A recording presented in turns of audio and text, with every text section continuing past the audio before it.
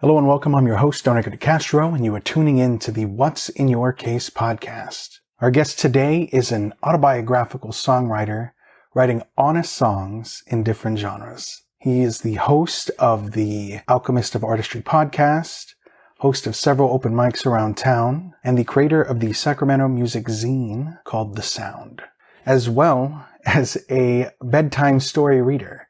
My guest and friend, the one and only Ninefingers. Hello, Don Rico. Thanks for having me on your podcast. Glad to have you. So, Ninefingers, that's an interesting name, and we'll get into the origins in a bit. But before you were Ninefingers, you were David Tates, spelled T8TZ. So, 8-9. I'm left to infer that there's different iterations 1 through 7? First iteration started at 7, for sure. Let's dig into your origins just a bit. Well before you were David Tates, you were the lead singer of a band called Winston and the Telescreen. Yeah.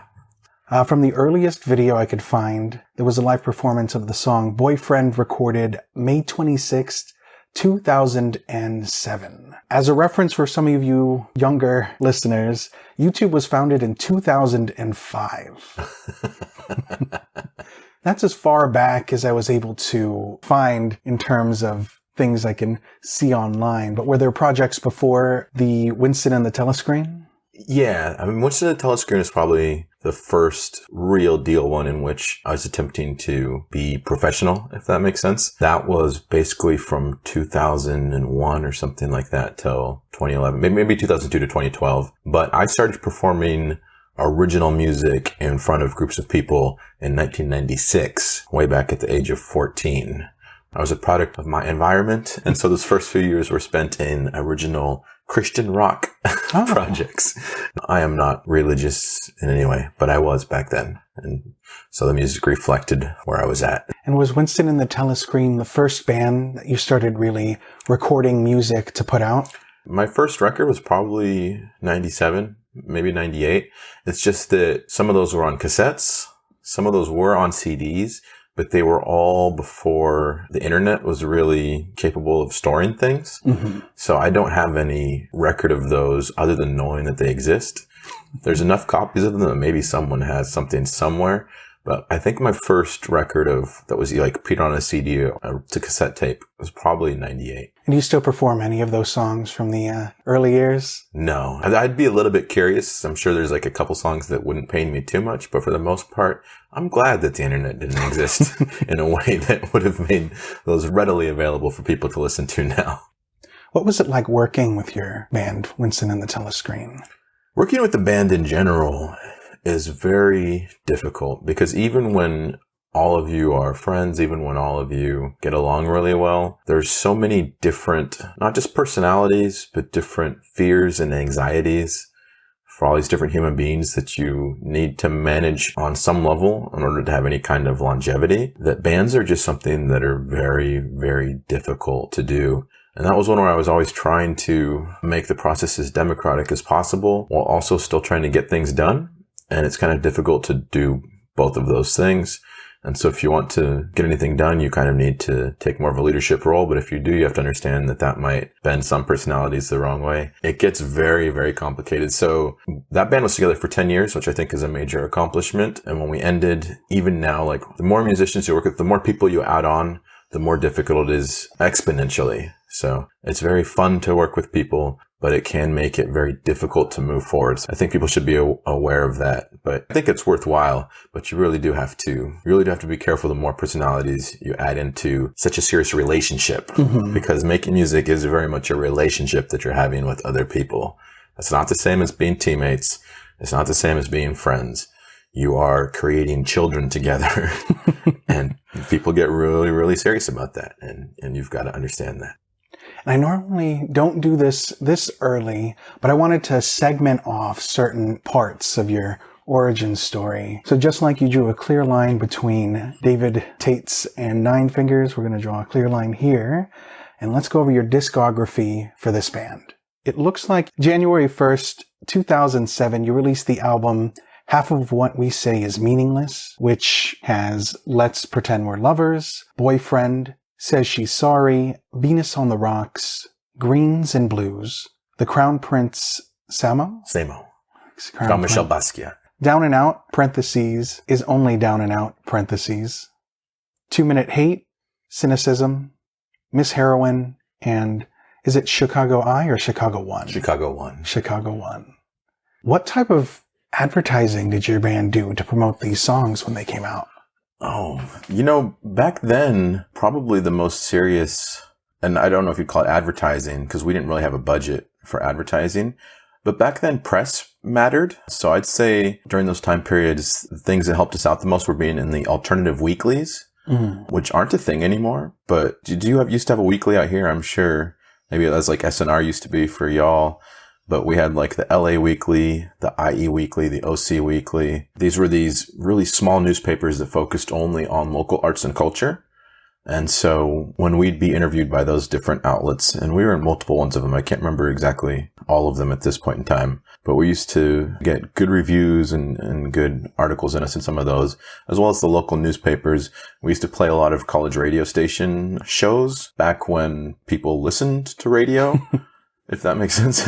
And so back then it was really being in the press and being in the radio that's how you move forward. And it was also a time that playing shows was good advertisement. If I were to do a tour right now and play in places that nobody knew who I was, nobody would show up.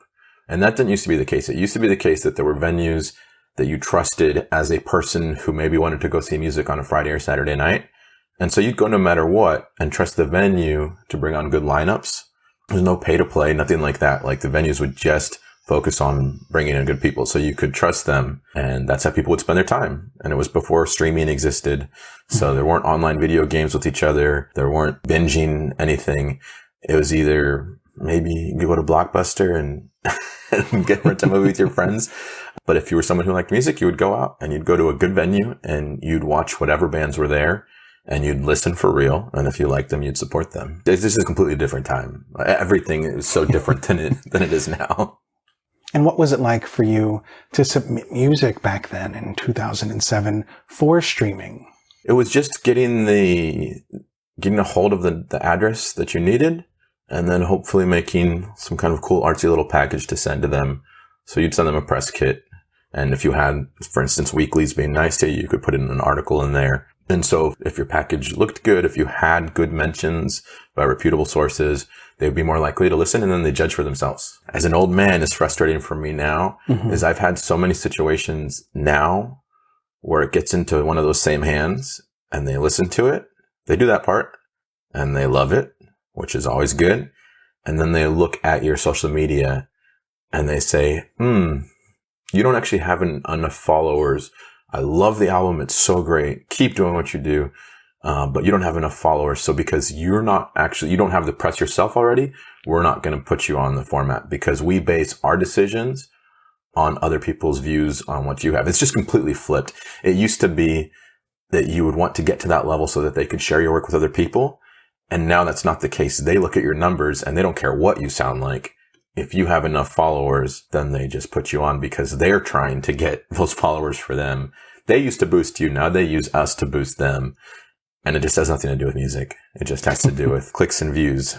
And then 2 years later, January 1st, 2009, you released the EP Love Amongst Lepers, which consists of Newlyweds, The Lepers, Bull and Scorpion, Joan of Arc, and Funeral. Were there disadvantages to releasing singles as opposed to releasing albums or EPs? No, I think because of my personal life, that process was so different and was completely derailed for both of those releases. For instance, the 2007 release of Half of What We Say Is Meaningless, that was kind of going to be a big deal. We had a lot of positive press at that time. Those songs, you listen to that song list and it's like banger, banger, banger, and all in completely different ways. But I don't know how personal you want to get on this podcast, because if I tell the real reasons behind things, it might make some people uncomfortable. It's up to you. I don't mind sharing those things. Sure. Go for it. Okay. So during the first release, I was married at the time. It was not a healthy relationship by any stretch of the imagination. And my partner had some mental health issues and a lot of fears and anxieties about me potentially succeeding. And so the better that we did, the more there would be issues at home. And they'd be like screaming at me whenever I go play a show, which was a lot. I mean, I'm playing 3 to 4, 5 times a week and just creating chaos, trying to derail us because there was a perception that if I succeeded, I would leave and be gone, which wasn't the case. That's just not how I operate as a person or with agreements that I made. But that was the perception. And so right before, literally weeks before, 2 weeks before, maybe 1 week before the release of the first album, there was, and it takes 2 people to do this. So it's not, I'm not saying it's all one person's fault. There's definitely 2 people that fall here, but there was a cheating situation with my songwriting partner and bandmate that happened right before the release and came to light directly as we were releasing, that caused us to go on full hiatus for 2 years and basically ended that band. So that just really derailed that first thing because we weren't playing shows anymore.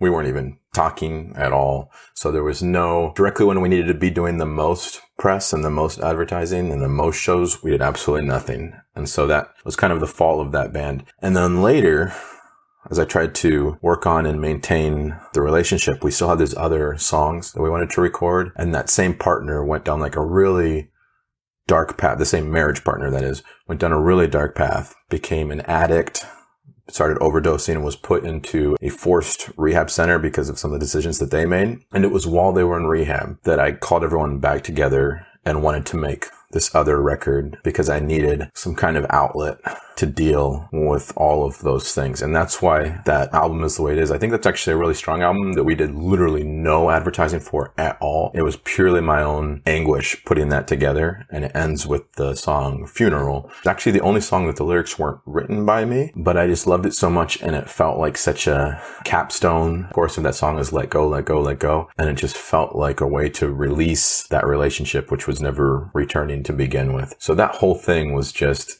my guys helping me out by helping me put a record together at a time when there was nothing else I could do. And I had so much existence that I needed to shape in some way that was just destroying me from the inside out.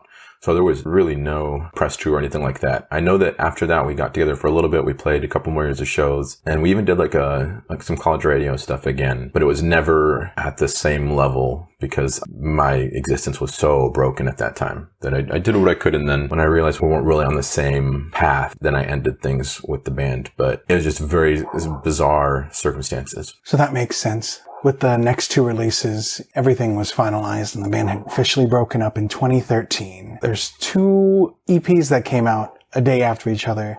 The first one is EP Demo, which was She Says She's Sorry, Miss Spiritual Tramp, Dancer, Forgiveness, It Comes and Goes. And then there was a live album that came out after with unreleased tracks, Starface, Moonchild, The Moon, Salt Heart, Venus on the Rocks, and Cynicism Live. So with the release of those, it wasn't actually that they were being released at that time.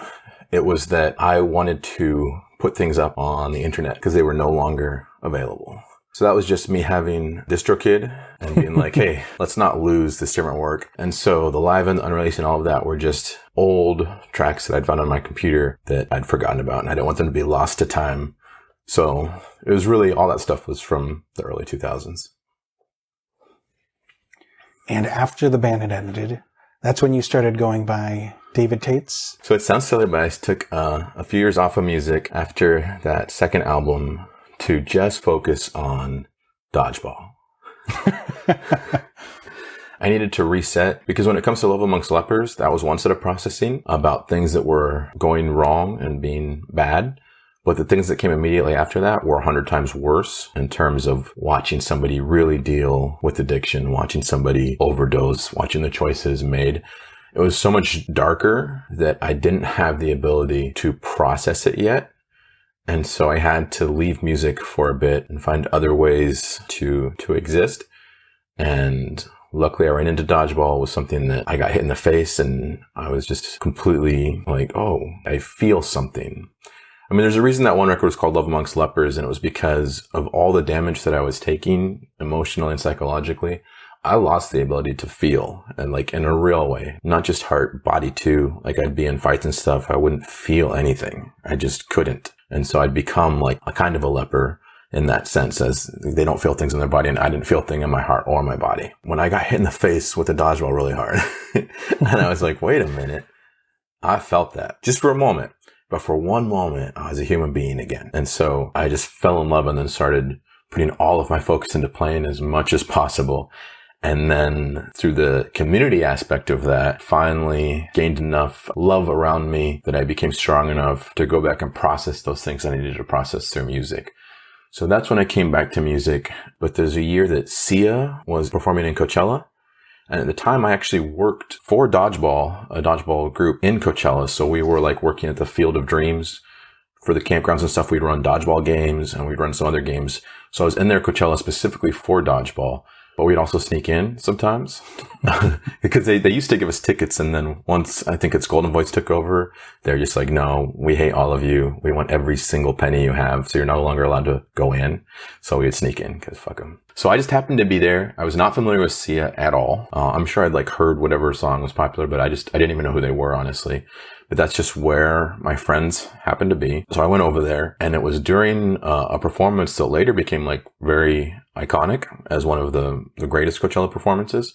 And I can see why, because the way she did it, she stood on a little corner in the back of the stage, and then she had different actors and performers and dancers and even comedians come and act out in the front for the song. It was different things. I'm trying to remember who it was. Maybe Kristen Wiig, or maybe it was Tig. I don't remember who it was, but somebody would jump through these plate glass windows over and over again. And that was like through the whole song. Another window would come out and they'd jump through again. Another one would come out and they'd jump through again. And it started to have this really profound effect on me. And the one that really was life altering was Paul Dano came out. I don't even remember the song, but Paul Dano came out and sat at his desk and would work and look completely stoic and like a robot worker. And then we'd get to a different section of the song and he'd be losing his mind and throwing papers and tearing things and just having complete meltdown. And then get to the next extra song and he's just back at his desk working. And it was a perfect encapsulation of my life at the time, because I was working in an office and I was doing that. And I would be doing what I have to pay the mortgage and everything.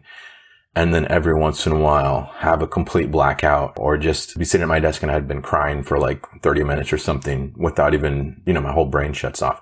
I had severe PTSD. I had a dissociative order and I was a mess, but I was still getting everything done that I needed to. But my life in my office was a combination of working and having complete like psychological and emotional blackouts. And I felt very alone in all of that at all points. There was no point where I didn't feel like I was the only person in the universe that was experiencing that particular set of circumstances. When it was my exact life was acted out in front of me, that was the first time I felt not just a connection to another human being, but I felt a deep sense of responsibility to get my own music out there. Because I'd been writing these songs, but I wasn't sharing them. I was writing them just a little bit of processing here and there, trying to put them together. But I had no interest in sharing them because I didn't believe that the world had any interest in hearing them, because it felt like a completely solitary experience that no one could ever connect with. And as soon as I connected so hard with what she was, I found out later she lost her fiance, which is where all that grief came from. But as soon as I saw her, and I was weeping the entire show, and so were so many people around me. And that's when I realized, okay, as much as I don't really want to go back and do this, I have an immense responsibility as an artist who has experienced this particular set of circumstances to now share it in the same way. I now know for a fact I'm not the only one experiencing this kind of thing, but I also know that no one's talking about it. And so it became an imperative on me, a command of sorts, to leave that show and go start putting those songs together and sharing them. When I left that concert, I literally went and quit my job. I sold my house, and then I spent the next 6 months recording Pack Thy Secrets Deep with whatever friends I could find, and just drove around with my little computer and USB mic plugged directly into the computer. I didn't even use an interface. And we made that record. 16 songs. To me, it was like my life's work. And I would put everything I had into it. And then it came out, but I was so far removed from the music scene at that point. I hadn't even been playing shows. The world was completely different in terms of streaming being the new thing. And I didn't know how to promote it. It was like this great mountain that I pulled up and lifted over my head over like a 6 months period. And then when I dropped it, I didn't know what to do with it. And that experience was so depressing because nobody listened to it. Mm-hmm. Nobody listened to it. And out of the few that did, there's very few people that it would connect. There are people with my same experience out there. I didn't even know any, so it's not like a common experience. And then I hibernated and quit music again until I moved from Los Angeles to Bakersfield, and then figured, why not give it another go? But it was a very long process that I felt destroyed by the end of all over again. So after the Sia concert, you went home, called a bunch of friends, and you created David Tates and His Lovely Friends. And that's when you recorded the Pack Thy Secrets and released it May 18th, 2017. I'm going to need some help with these names. Okay. Let's see. That one is Lágrimas con Crema, which is Tears with Your Cream, Home, Sing Through the Sadness and Love, Dance the Pain Away, Divorce Me, No Heart to Break, Adam and Eve, Silly Little Love Song, Icarus Heart, Fall, Fall, Fall, Little White Reasons, Dance on Broken Legs, Pack Thy Secrets Deep, Bolide, Karen Ferryman, and In the Dark We See the Light. So those were the 16 songs. Those are the 16. There wasn't a lot of videos that I could find of you really doing much with the David Tates page. I wasn't performing at all. It was literally like a giant part therapy process and part art project and part, honestly, magic spell, which I know might sound quite bizarre, but I'd been studying, or not really studying, but I'd been accidentally practicing something called chaos magic for a while at the time. And there's this idea of a hyper sigil, which is like something like this is a sigil. I have sigils all over my body that help you focus, help you remember certain aspects of yourself. But a hyper sigil is when you build an entire universe in an art project of some kind, usually, and you put yourself into that universe and you make it reflect your actual life. But then at one point you can put a piece in that's different than your actual autobiography. And by doing so, force your life to reflect your art. And so I had 15 songs for that. And then In the Dark We See the Light, there is a storyline in there that had not happened to me yet, which is not something I normally do. I always write about things that have occurred. But in that last verse, I put a memory in there that wasn't actually in the past or present. Mm-hmm. And that was my way out of the time prison. Because the whole thing was about PTSD, about being trapped in. I existed in different timelines. That was when I was doing these blackouts and things like that. I would constantly go back to these past memories and be stuck in them. So it was kind of also a giant magic spell that gave me a future. And that worked. And then eventually I did have the memories that I'd written about. So, and I know that sounds really bizarre, but that's part of what I was working at the time, was a hyper sigil as a way to build myself a future. The majority of the videos on the David Tates page were GoFundMe updates for an album called Broken Hearts and False Starts. But that's by Ninefingers, so we'll get to that in a bit. Sure. Because 3 years later, after the release of Pack Thy Secrets Deep on July 31st, 2020, that's when you made an Instagram post. And that post was, David Tates is dead. Long live Ninefingers. That's so funny. I like that choice. I don't remember it, but I like it. To touch on that symbolism, you're changing from David Tates to Ninefingers is a metaphoric cutting off of what was keeping you trapped in that period of time. On quite a few interviews, you've talked about that in depth. But is there anything that you'd like to mention about that? Well, just the progression from 7, 8 to 9. It was when I first started writing songs at the age of 12 that I started playing around with different art things and started playing around with like magic, unbeknownst to me too. Not under that name, but just messing with different things. And one of the things I would do, my last name is Tetz, and I would pronounce Tates. And I would break it apart and make it into, I'd break the letters themselves apart and like look at the lines. And so I used to make all sorts of like little word pictures using these lines that actually were made up of the lines that spelled out Tetz. So I figured out that if I were to write 7, 1, backwards F, and 1, then it would only take one line across the bottom that then it would say Tates. So at the time I started using 7 for all artistic projects, whether that was music stuff. I used to do graffiti very badly, just different things. I would always use 7 as a symbol that represented my name. So later when I wanted to delve into PTSD and all that, I needed something that represented my time prison, the loop of different memories that I was stuck in. And so using the infinite loop and flipping it sideways and making it an 8 was a way that I could still work with my name, because that would also just force people to pronounce it correctly, because everybody says Tetz, and so is David Tates. But I was using the 8, which is actually the infinite loop, which represented my time being trapped in the past, if that makes sense. Moving to 9 made sense, but to do so, I needed to metaphorically sever my wedding ring finger, because I spent so long writing about this same relationship and all of that trauma that it was me saying, okay, I'm going to now move past this and take the next step forward out of this time prison. And so I knew I needed to use something with 9 in it to represent the next step. And then about a month later, you posted a picture of yourself showing off your shoulder tattoo of the number 24. And you promised to uplift the next generation. And I guess it was also to celebrate the late Kobe Bryant at the time. Do you feel, with how involved you are with the community now, that you're kind of living up to that?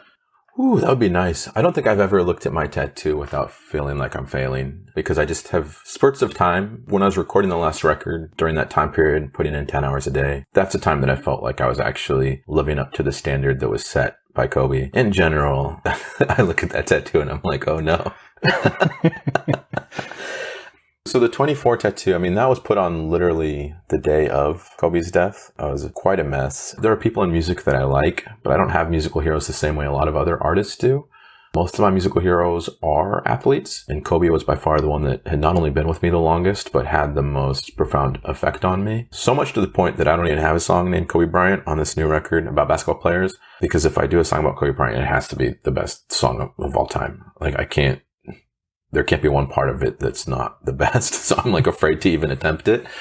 And I mean, there's a lot of 20 years with Kobe during all of the BS that occurred with me during that time period, as far as having somebody reliable that I could go watch and perform and know that they were going to give their best. And no matter what was going on with me, I could rely on them to be doing their thing, and I could sink myself into that for a couple hours or whatever. But I think even more so than that was when Kobe tore his Achilles and then walked back onto the court with that. I mean, that injury is one that usually when it happens, it puts somebody down. Multiple people have to carry them off, and then they're done for like a year with walking even. He didn't do that. He stood up. He walked to the free throw line and then made 2 free throws and then walked off, also without help. And when I was working on Pack Thy Secrets Deep album, there were certain songs that gave me so much trouble that I would actually literally black out for a couple days or something. I'd be like working on the song, and then I'd wake up on the street. I'd be working on the song. I'd wake up in police custody. I'd be working on the song. Like, I would fully black out trying to get some of these verses down, and just the amount of crying while I have to get this done before I would sit down and try again, because I knew it was always going to be trouble, is I would put on that video of Kobe Bryant tearing his Achilles, walking out, shooting the free throws. So that was like a ritual for me when it came to writing the most difficult songs. And it's the only reason that no matter how bad I felt or how poorly my mind would shatter each time I would try to get these songs out, I'd be like, that is how you work through pain. I have the example. I know what can be done. And so I must do the same. And so that was just so huge to keep me alive as an artist. The reason it's on my shoulder is because I used to always picture a little angel, you know, like the little angel devil thing that people picture. Mm-hmm. Anytime I didn't want to practice, I see little Kobe sitting on my shoulder, being like, you worthless piece of garbage. How can you even think that you could do this if you're not going to be practicing, not just now, but at all times, you know? So I'd be like, oh no, little Kobe. Okay, I'll practice. And so when he died, I was like, I can't lose my little Kobe. That's like, I wouldn't know what to do without him. So that's why I put that there. You know, his journey had some really bad things, and he made some really bad decisions and managed to work through those things, and by the end be like a very positive contributing member to society. My journey was different, but I also made many, many bad decisions that could have impacted a lot of people very badly, and in some instances did. And I still wanted to work my way into being somebody who was of benefit to my community as well. I put that on there just as a little reminder that not in like a spiritual or religious way, but just in an artistic way, Kobe Bryant is watching me. So I better shape up. And you really hit the ground running, because September 13th, 2020, you released a music video called Sunday School, produced by @caring_photography. Karen Gumbender. Directed by @Director Weiler. Voice mix by @code_name_Duchess. Oh yeah, Brickhouse Recording Studios. What was it like filming that music video? You feel silly during a lot of it. I also felt self-conscious because I'd like gained weight by that point. And so I always feel weird being like photographed or filmed when I'm not in like the shape that my brain thinks of me as. So there's a little bit of that, but then it was also really fun. The crew that I was working with was just so kind and so professional. And so they really made it a joy to do a lot of different things. And I loved doing like the flower beard shots and things like that. It was 90% really fantastic and a wonderful experience, and 10% me being self-conscious. And how much involvement did you have with the overall video? Like idea-wise, creativity-wise? It's mostly just performing in the mountain there. I think I probably should just give all the credit to Karen because I don't remember saying any of those things should be done. So let's just say that was all them. And did you take aspects or things that you learned from that and put it towards the other videos that you made for music videos? No, because you have to have a crew to really do a lot of that stuff. And that was one where that crew donated their time. And in general, I never have a budget. I had a little bit of a budget when I sold my house. I don't currently own another house to sell. So, I reached out to a lot of people for this latest album, and that type of thing is a lot of work. It requires a lot of time, but to do it well, you really do need a crew of professionals. I don't know if I could take anything that I learned there other than it is better to work with a crew if you can find one. This was during the pandemic, so there was a lot of time for you to really get creative. There's this whole photo campaign that you did with videos and pictures to promote your album Loop. Yeah. And a lot of it involved this sign with the infinity symbol. That's the same one I have on my wrist too. So when I first did Ninefingers, then the pandemic hit. So I was like, I'm going to take this opportunity to learn how to rap. I was mostly focusing on that. And then I had an opportunity to work with Kyle Appleton, who is Bakerfield's best country guitarist, which is saying something because that city is full of amazing musicians. I also was still angry that there was no reception to the David Tates and His Lovely Friends album. And so I wanted to look at some of those songs and give them another launch because I thought that they were valuable songs. And so with the existence of Kyle in town, I was like, let me take some of these songs that are very important to me, bring them to Kyle, and let's see what we can do with them. That's why that one is called Loop, because it is me returning back into that time prison that I finally escaped. It's like, okay, I'm older now. I have some years of health behind me, and I want to return to that with a more empowered and hopefully more knowledgeable and wiser perspective. But we realized that we had something really good on our hands. I mean, I was working with Sammy K. Sammy K is a musician, very good songwriter, that he had listened to it and he reached out and he wanted to help me work on doing a more serious release, which is why we did like the photo campaign and things like that. We tried to like run an actual like indie campaign to build up some momentum, and we even got some press on that and everything. But that was all under the guidance of Sammy K as far as the release aspect, and then the music aspect, the guidance of Kyle Appleton. So Loop was featured in quite a few different articles.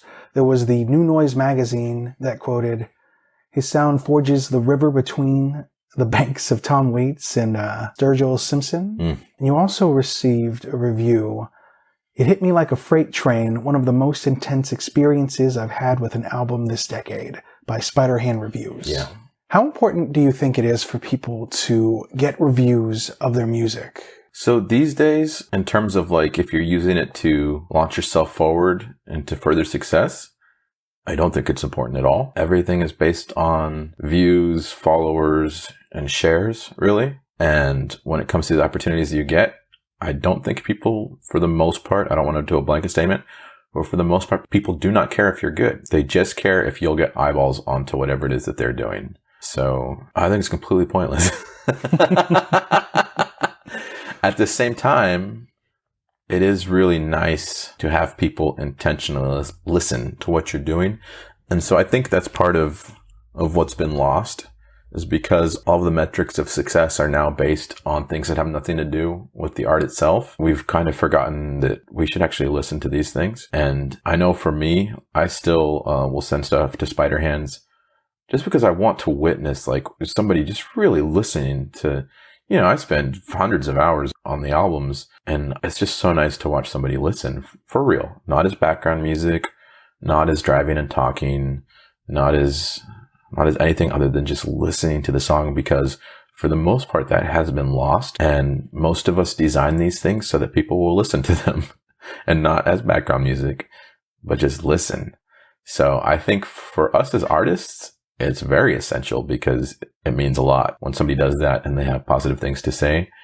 In terms of success, I don't think it means anything anymore. It used to, but I don't think it does now.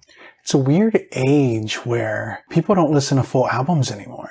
People listen to full songs. My kid loves music, and if we're in the car, it used to be like every 30 or 40 seconds she would skip. And these are like songs that she likes. Now that she's a little bit older, she still skips like the last 20 seconds pretty often. I think part of it has to do with like growing up on phones and iPads and things like that. The Vine age, like it just changes the ways that people view and listen to things, and they have shorter attention spans as far as like intentional paying attention. I don't think I'll ever release an album again. I think even 5 songs is asking too much from my audience sometimes. It's a singles world, but I want so badly to tell a story that's larger than one song. So for now I do 5 songers, but that's about as long as you can get and hope that somebody will listen to, and still they won't. It's a singles universe these days. Time period, I should say. It's a singles time. Whiskey Blues, best of slow blues / rock, Dawn's tunes. Does that ring a bell? Yeah, that was like the one good playlist placement I got. That was the first Spotify playlist that you said that you really earned a spot on. Yeah. How important do you think it is for people to get on playlists? It's essential, and I'm horrible at it. I think that's actually essential because once that was on there, people approached me for licensing, started selling things trying to sell things to TV shows and stuff like that. That song specifically was pushed to multiple television shows that none of them bit on it, so I didn't end up making any money. But that was the first time there was motion on the business end. And a lot of that has to do, it's the same, like they look at how hot are you. They don't care how good you are, for the most part. I don't want to put that on everybody. But for the most part, they don't care how good you are. They care, are you popping? Are you getting the views? So it's because that got a lot of plays really quickly. I had some business opportunities. They didn't pan out, but they didn't exist before that playlist placement. So in general, I think playlist placements are actually huge and very, very important. I just wish I was better at knowing how to get them. We're going to take a quick break on the music part of it to talk about February 3rd, 2021. That was when you created your podcast, Alchemy of Artistry. How would you describe that to the listeners who wouldn't know anything about that podcast? I'd say it's half a memoir made out of songs and half an exploration of the local music community. Because what that really was I was so fed up with people not paying attention to songs in a real way that they would see the different layers of the craftsmanship there, especially lyrically, that during the pandemic, I had time. So I wrote a book and I explained the background of every single song over like a 20-year period. And then I finished that and I realized no one will ever read this. No one cares. So I was like, oh shoot, well, what do I do with this? And then one thing that I have learned is that people really like listening to my speaking voice. So I was like, well, maybe I'll just read it. Maybe I'll just read it out loud and put it on a podcast, and then people can pass out or whatever. They can fall asleep and hopefully not be driving while they're listening to me talk. But once I started doing that, I was like, well, this is kind of boring for me. I'm boring for the listener too, potentially. But I was like, I'm not learning anything. I'm just kind of regurgitating what I've already put on a written page. So that's when I was like, well, I want to talk to other songwriters too and get their background stories and really dig into the lyrics of their songs. And that's interviewing other people is what would give me the strength to keep sharing my own story, because my own story, and even now I haven't put out an episode for a long time because I just got into like a really dark section of like, there's going to be like 20 fucked up songs in a row that make me very depressed. So I've like slowed down again. But what's going to keep me going when I get back to that is that I get to talk to somebody else and hear about some of their stuff. And then I made a commitment to myself to do the other, so I will do the rest of my songs.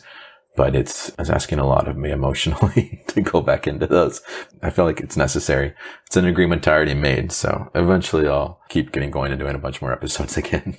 So it's about your songs for the most part. So that's why initially you said, what, like 80 episodes?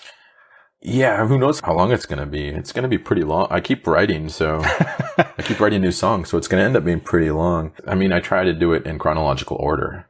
So that's why it's an accidental memoir in songs, because I start with, I think, around 2000 or something like that, and then just keep going through the years.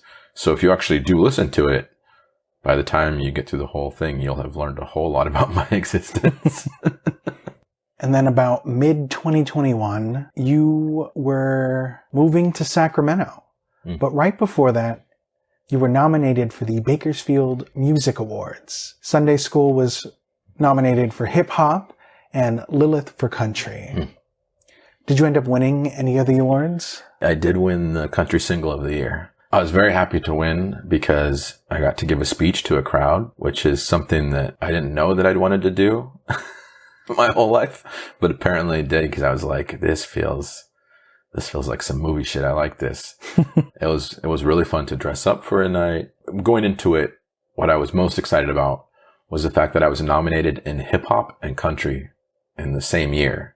That to me really made me feel like, okay, I'm doing something a little different. There's something a little special here, that I'm able to move in both directions at a level that's high enough that I'm going to be recognized by an entire city, an entire organization. I was really excited about that. Hip hop is something that I am definitely more popular for in Sacramento in terms of live performance. And I hopefully can make that turn and go back into doing some more hip hop songs. It's difficult for me because I'm not as good at it as I am at other things. But at the same time, it is a lot of fun. I enjoy it a lot. And it is what the people want from me as far as like live performances. So I got to get back into it. But it was also just really nice to win an award in a genre that I had historically disliked. If you used to ask me about my music styles, I would say I like pretty much everything except for country. That was like my normal answer. But what I learned when I got to Bakersfield is that country is actually fantastic as long as it's not total horse shit, like a lot of the pop country music that we hear and then it's forced into our ears. I don't listen to the radio stations, so I don't know much, but like the last thing I've heard about was like that Jason Aldean song, which he's being a piece of shit in anyways, apparently. But I just listened to it for a little bit and I was like, this is bad. Like whatever else you feel about it is just objectively a horrible song. It's just bad. And that's what I think of a lot of stuff that I'd heard through the radio. It sounds to me like praise music, like country music and praise music are just locked in this pop machine of, they just put out the same thing over and over and over again and change the lyrics slightly. And I've never been impressed by that. But when I got to Bakersfield, I heard a lot of old country. I heard a lot of outlaw country. I heard locals who were making new country that were amazing songs, like Kyle Appleton. The Appletons make some great stuff. There's an artist in town named Vince Galindo that every week he would play a few hours. He was like an encyclopedia of old country songs, but all the good ones. And I couldn't sit and listen to Vince Galindo for 2 hours and not be like, I love every single thing that I just heard. Like every single song that I heard was incredible. And they were all country songs.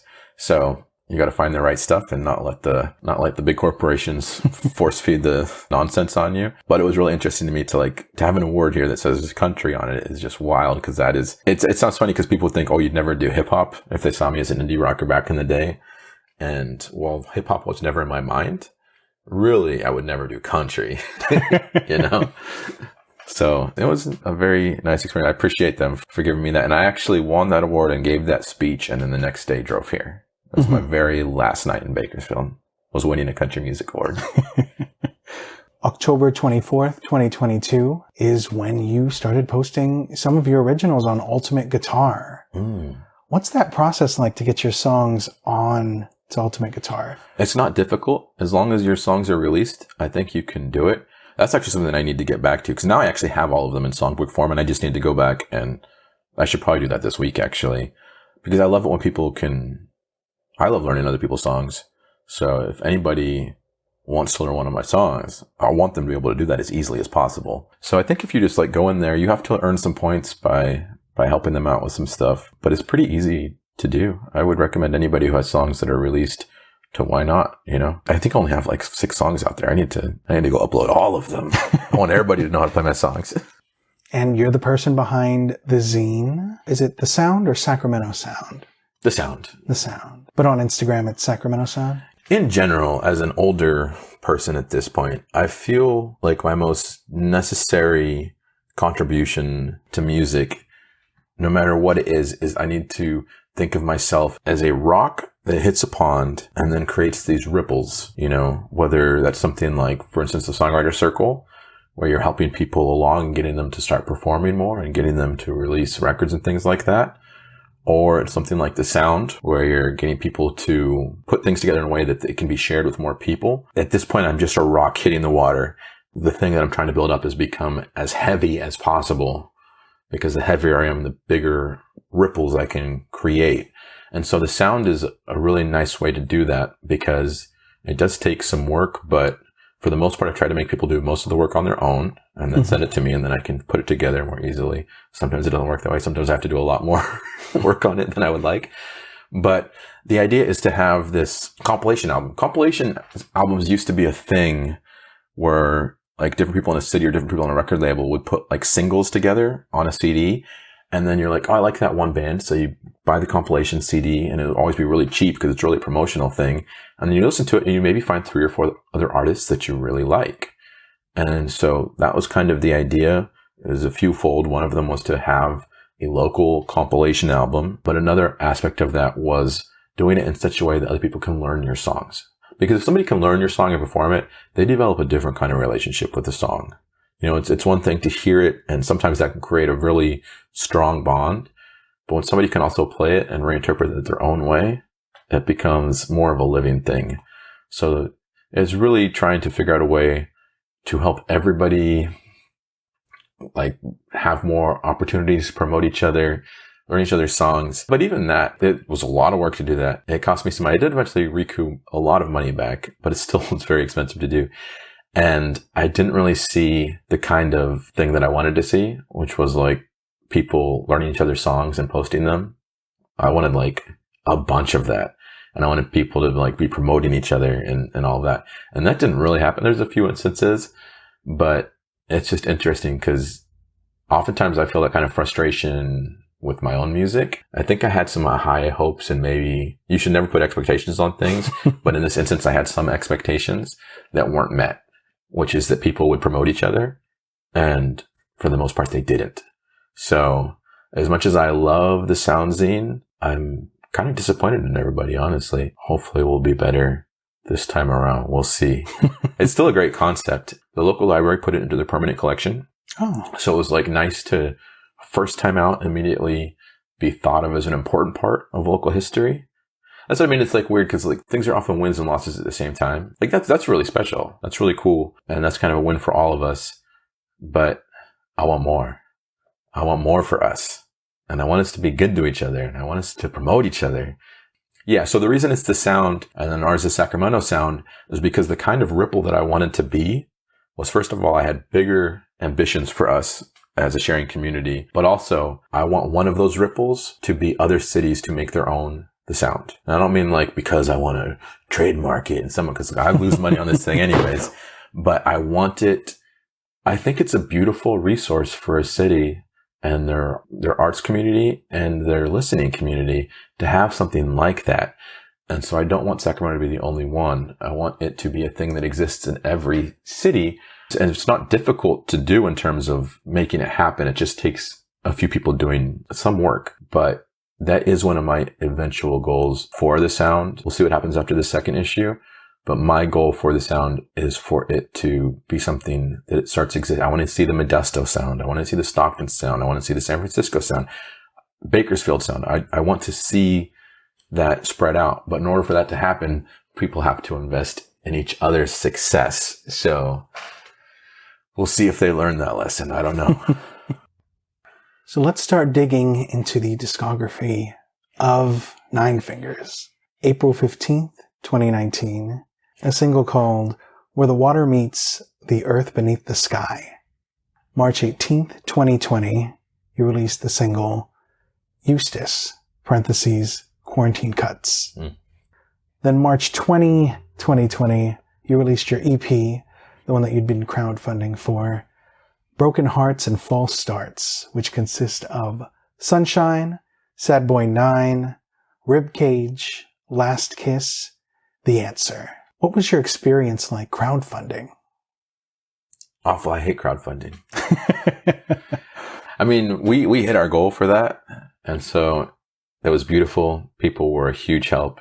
And I love them for doing that. As an artist, it's not how you want to be spending your time. So it's unfortunate that it has to be done. Great. If you hit your goals, you'll feel great about it. It's not the first time I've done crowdfunding, and it was the first time I hit my goals. So I can tell you with great confidence that, at least for me, to do crowdfunding and then not hit your goal is devastating and doesn't feel good. So it's risky. It's risky to do. It's true for like putting music out too, but for crowdfunding, especially just because the monetary thing is like right there, that's like part of the focus, is every day you do that, you're giving the world an opportunity to be very in your face with you about how much they don't care about you. That's an interesting thing to do to yourself. So on days that they do care about you, it feels great. And on days that they don't, it feels awful. And usually as a human being, you've encountered many other human beings, and you have this idea that like, well, I know this person, like I helped them out in this way. I did this. They're definitely going to send like $5 or something. And for the most part, they won't. So it's like, so it's a way to feel bad about yourself and feel bad about other people, even when it succeeds, but especially if it doesn't. At the same time, there's some people that you would never have guessed really, really have your back. You're like, man, I barely talked to that person, and then they sent me $200. Things like that happen too. So if you have to do it, I guess go for it, but understand that there's going to be some frustrations and some sadness, but hopefully there'll be some really beautiful surprises too. It's a lot similar to the series that you do on TikTok. That's essentially crowdfunding in a way. It is a kind of crowdfunding, and that one always, it trips me out in certain ways. There's a mic that I'm actually probably going to go to later tonight as well, that I went to play at, and it seemed to go really well. And it was filled with people who definitely have money to spend. and they didn't buy a single record. They're just like, it was always, you get all the applause or whatever. And then nothing. No one bought anything. $0. So I lost money that day just by buying a single drink. And then later over time, when I was doing other stuff, I'd see some people that were there, and they were like really excited to talk to me and talk about what a massive fan they were of what I was doing. And it was just so confusing to me, because if you like what I do, why don't you support what I do? It's really bizarre.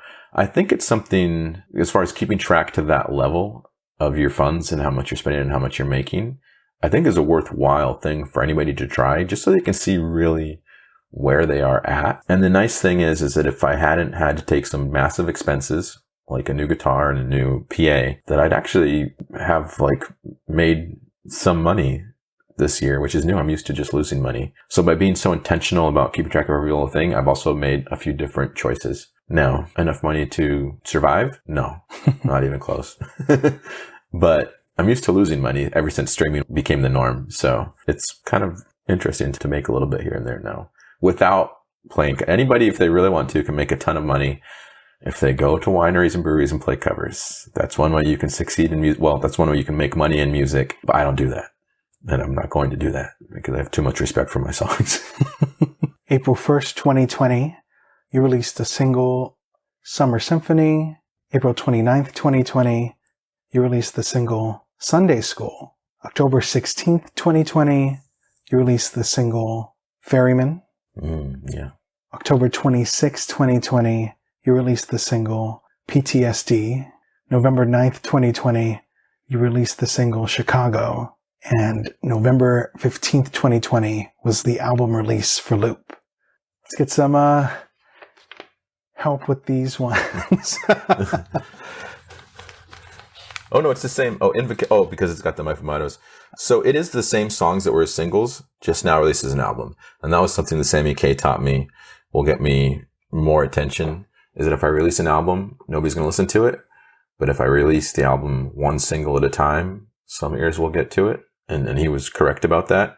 The only difference is that in the album, there's also these spoken words in between, which is My Fumado 1, My Fumado 2. It's just different My Fumados. And then there's also the invocation and the benediction. The invocation is an interesting one because if you start out listening to Loop, you might hear that and think you're about to hear this like Christian album that's got like some Southern gospel roots. But really, it was its own kind of magic spell. Invocation was a song that I'd written at the age of 15 that I intended for my choir to sing, but I didn't know how to write down like the actual music notes, and my choir director never got around to helping me. It was supposed to happen, but it was one of those things that just never did. So we never put that together for the choir as was intended. So it's just, and it was during the time period I was writing religious songs, and it is a religious song.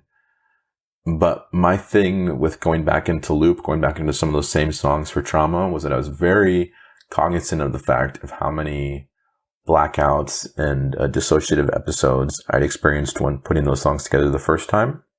And so I wanted to be very careful with my mental health. Like, I don't avoid triggers. If I see a trigger, I bash my face straight into it because I don't want triggers to affect me. So I'm not an avoidant person of triggers, but knowing that I was going to trigger myself a lot going through that process, that invocation was kind of like a spell of protection, because it went back to the time when I was 7. And I was like, as I walk down this path, don't let me fall. As I walk down this path, don't let me fall. So it was just, we're starting off the record with this spell. Now, it happens to be a spell that's like centered in Christianity, not because I feel that way now, but because that's just how it was written. But I think a lot of times people don't realize how the religious practices that they participate in are like whitewashed magic spells and things like that. Like certain prayers, especially the ones where they do like the Lord's Prayer and stuff like that. You're doing incantations. You're doing like, it is spellcraft. Your spellcraft just happens to be centered on the religion that you're in, but that's what you're doing. So that was a spell of protection at the beginning to watch me on that journey. But because it is like this like Southern gospel sounding song, I didn't release it as a single.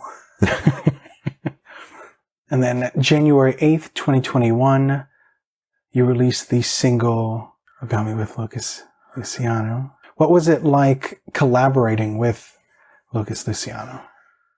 I mean, Locust is a different breed. Locust is funny to work with because Locust is very outspoken, very in your face, very unapologetic, very irreverent, says some things on their verse that I still need to apologize to the Obamas for, because and then nothing that was like political in nature, just disrespectful in nature about every single thing that he talks about. If it was political in nature, I would have said, no, we can't do it. Because I have too much love for the Obamas. But so it was interesting to bring somebody on who's so skilled and has a style that's so different than mine, because it's Locust. Sometimes you're working with people for features and it takes forever, and then you get it back and it's not related to your song at all. But I don't often do features because it can be such an issue. Locust was like, I want to do it. Like, it's long enough now that I think I can say safely that like they just offer to do it as a gift. They're like, don't send me anything. Don't tell anybody, because they normally, they do a really good job. And so they often get like a decent bag for that type of thing. But we had a lot of respect for each other as songwriters, even though we're so different. So Locust said, let me jump on it. I'm going to do it. And literally I sent Locust a song and he sent it back in like 2 hours. He did that entire like crazy verse immediately, just wrote the whole thing immediately based on what I was doing, not just some random nonsense, but listened to what I did as a songwriter, added his own thing, his own version of that same feeling about himself, but it was connected to the song in that way because both of us were talking about our own issues. And to have that in a couple hours, that's wild to me. That's some Superman stuff. So all the respect in the world for Lucas Luciano, even though my man Locust sometimes says some wild stuff that I can't always agree with, but I respect him so much for the way that he handles business and the way he does music. December 13th, 2021, you released the single Glow. That one's a Christmas song? Yeah, that's reminding me. I really want to redo it. I want to change the first verse a little bit, and hopefully that's actually, I need to get work on that, because I would like to have that redone for this Christmas. I always wanted to have a Christmas song. I'd like to do one that's good enough to be in the canon of Christmas, like music, so that people pull it up every year. That one is really about being lonely on Christmas, which I think isn't talked about enough considering how much it's felt every Christmas. But I do admit the first verse needs to be I want to slow it down and begin in the very first verse and do like a little, do some of that old Christmas duty stuff. I just want to repair the first 20 seconds and then it'll be good to go again. Cause other than having like a rocky beginning, I think that's a great Christmas song. And then June 24th, 2022, you released the single Burn. And then July 1st, 2022, you released the album X-Love, which includes Burn, Interlude 1, Dating When You're Lonely, Interlude 2, Daughters, Interlude 3, Love, Interlude 4, and Burn 2 featuring T. Davis. The interludes are old found audio of indie interviewing you. Yeah. What was the thought process behind including those interludes? So there was a time period where I just loved interviewing people. And I used to do it on like dates even. Like I would do it for any friends that had an interesting story that were willing to share. And it was because I was listening to a lot of StoryCorps, essentially. I was listening to a lot of NPR. And I just loved hearing people interview each other. So I downloaded the little app. And that's when I started just interviewing people all the time. And then during that same time period, I had Indy interview me because it gave you like options to help them choose questions and things like that. So she chose all these questions and then she interviewed me. And it was just this little thing that sat somewhere on SoundCloud. And later when I was looking for a theme to tie all of X-Love together, because X-Love, XL is Roman numeral for 40.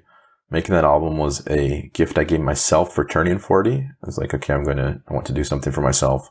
Let's make a record. And then X-Love, it's celebrating myself, but it's also like, that's a perfect opportunity to talk about of like a lot of exes, basically a lot of ex relationships. Because of some of the questions that she asked me and the nature of what she was asking me about love and things like that, I felt as I listened through that, and I was just listening to a lot of things, trying to figure out some thread to like put between the songs because I prefer to have that when possible. I was like, we're talking about a lot of some of the themes that are in some of these songs.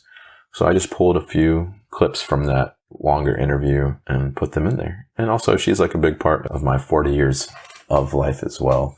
And it's just interesting to have like your literal child that you're talking to about love in there with all these songs and what you're talking to the audience about love. Because it kind of drives home that point of you're trying to explain things as best you can, even though you don't have. As parents, there's a lot of wisdom we'd like to impart, but we're also idiots who have made a ton of mistakes, and all we can do is our best when it comes to explaining these things and hope that something sticks that's positive and of benefit to our children. And it's the same thing with these songs. I don't have the answers. I don't have the good, happy ending to it all. But I can still just explain what's happened, and hopefully there's some wisdom in there for somebody. And also from your TikTok, we got a glimpse into your residency with Musiclandria. And that's where you ended up recording your upcoming basketball-inspired album, Coast to Coast. Yeah. I know you've been releasing it a single at a time. Yeah, every Friday. And we learned why. Yeah. So far the singles that are out as of this recording, September 15th, 2023, you released the single Elmore Smith, parentheses, The King of Rejection. September 22nd, 2023, you released the single Ron Artest, parentheses, Strongest Man in the World. September 29th, 2023, you released the single Dennis Rodman, parentheses, Master of Rebounds.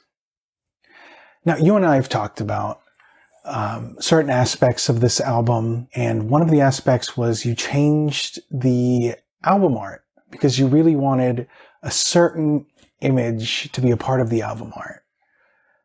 How much consideration and things you put into your album art? Because you have a lot of very interesting pieces. I think of album art or any kind of visual art that goes with your record as a very serious part of the album, because what I'm hopefully doing with lyrics and with music and doing these layers of meaning, especially for me, I need a lot of help when it comes to the music. And so I rely on the help of a lot of different people to get those layers in musically. And then my specific role is with the lyrics to work with them in such a way that there's more than one meaning. And so to layer all of these different things within a phrase, visual art is, you have the opportunity to do that as well. And so I think it's so important to not just have an image that looks like, oh, this is a cool looking image or whatever, but to really tell stories that are telling the same stories as the music within the record. You're telling those stories visually with the art that goes along with the record.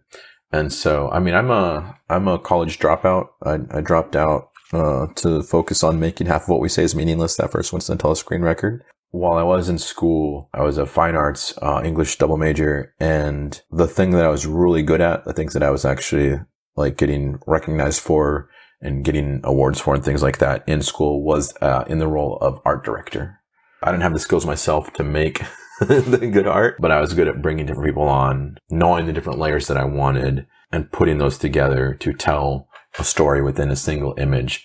So that is something that I do take seriously, because I feel like it's something that I can help artists and they can help me do well. So I always want to make sure that we go through the process and do it well, just because if we can do it well, we should do it well.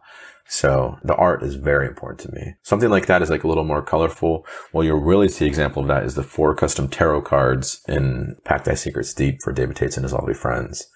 That's where the art really gets crazy, because we took a lot of time on that and we're doing multiple images. In general, I love working on the art side. So before we get into the promoting and the goodbyes, I have to ask the question that's become like a very popular question on my podcast, and is, do you name your instruments? You know what's really interesting is that I only started naming them recently. Like very recently. So the answer is yes, and that started only in the past 6 months. Because I think I'm not a very good musician in terms of like skills, and I've never thought of myself as a musician. And I think I've historically thought of music itself as just building materials for me to try to build a structure that's solid enough that I can then put a song on top of.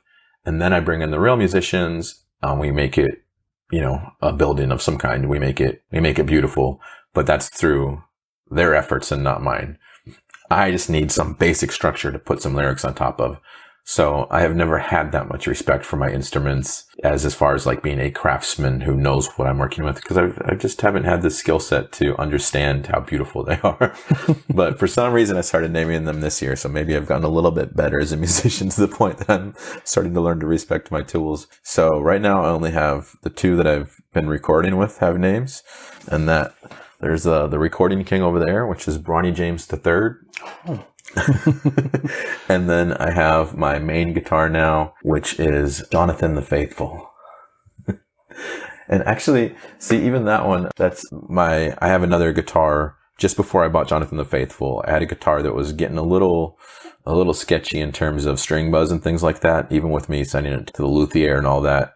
But the guitar that I use most of my time here in Sac is, and most of the time in Bakersfield, is Tybalt, Prince of Cats. Tybalt, Prince of Cats. Yeah. And Tybalt, Prince of Cats is in your pink case. Yeah. That's the case that survived the most. that case, I mean, you can see the holes in it.